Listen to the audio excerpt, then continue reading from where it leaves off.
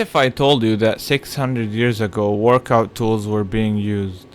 Today I would like to share a historical training device mentioned in two roughly 15th century Mameluke era manuscripts.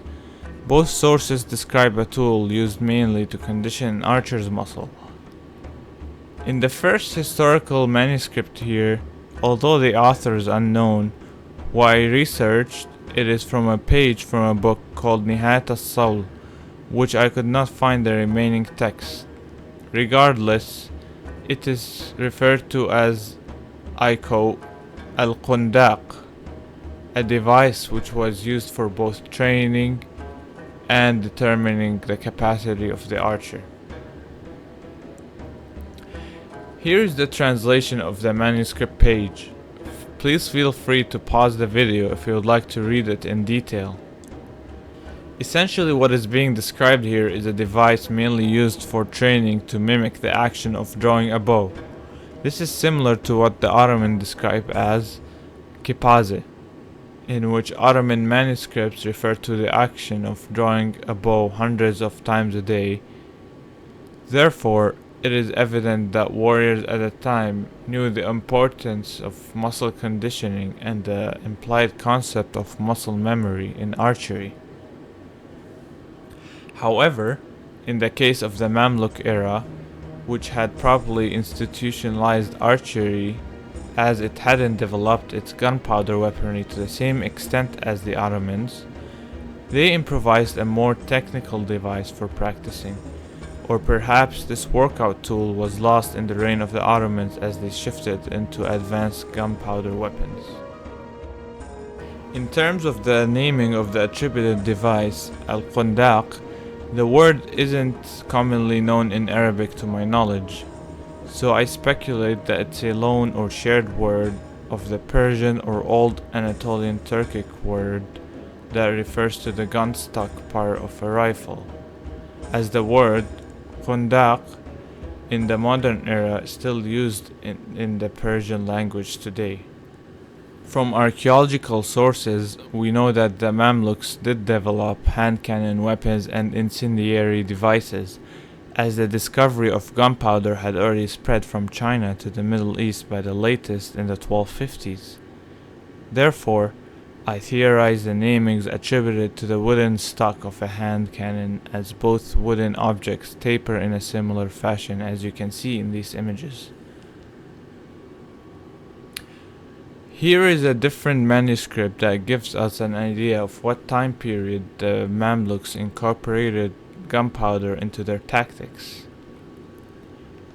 This manuscript was copied for Jarbash al-Silhadar al-Maliki al-Ashrafi, whom was a Mamluk officer in charge of training. It describes the use of tricks such as incendiary devices and gunpowder by the Egyptian Mamluks as a war tactic against the Mongols during the era of Sultan Qalawun, who ruled Egypt in the late 12th century. When translated, the works mention how the Egyptian Mamluks had to improvise incendiary methods against, I quote, the Tatars, which was what they colloquially referred to the Mongolian invaders at that era. Nevertheless, it is talking about a method involving three men wearing a fire-resistant clothing, which probably was asbestos fabric, as it describes the material in the first line as, I quote, feathery needles.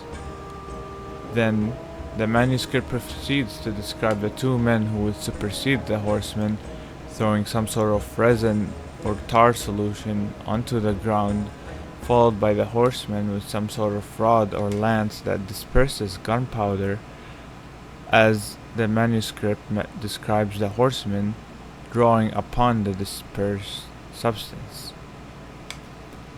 Ultimately, to create some sort of fire barricade to disrupt the Mongolian army's tactics, most notably the feigned retreat, where Mongolian horse archers would harass the opponents and make false retreat to cause confusion among the ranks of the enemy's line.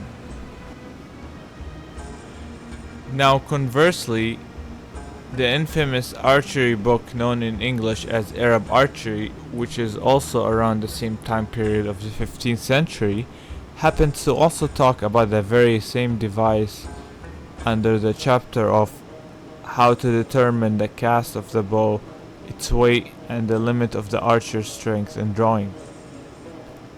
It goes to describe it as a tool to limber, or to condition the muscle for archery when one is unable to train with a bow. The author also marked the device as being useful to determine the capacity of one's draw weight. To make the device according to the manuscript is relatively straightforward. You shape the handle part to fit your hand like the grip of the bow. In my case, I just made a simple oval shaped handle. Then you bore a 3/4 inch hole vertically and horizontally until both holes meet at a right angle. The author then highly suggests installing a pulley just above the side hole for ease of use. In my case, I used a 2-inch wide pulley. The thing to keep in mind is to make sure the pulley is aligned vertically with the rope so that it is coming from the bottom of the hole as such. Finally, you would need to provide weight for the device. And of course, considering my background being from Aleppo, Syria, I used Aleppo soaps as makeshift weights. A noteworthy observation: when I read Arab archery in Arabic, the author calls the device a different name, as despite both authors being relatively in the same era, people attributed things according to their culture and background. The word Arab archery used to describe the device is al-mashaq, or the split, while the manuscript of Kitab al-Sawl calls it the kundaq. So overall, why is this device useful, you may ask? I believe it can relatively give you the draw weight, although I would only do that using the pulley variant of the device. It has an adjustable draw length that is suited to your needs, and also gives you the feeling of drawing a bow.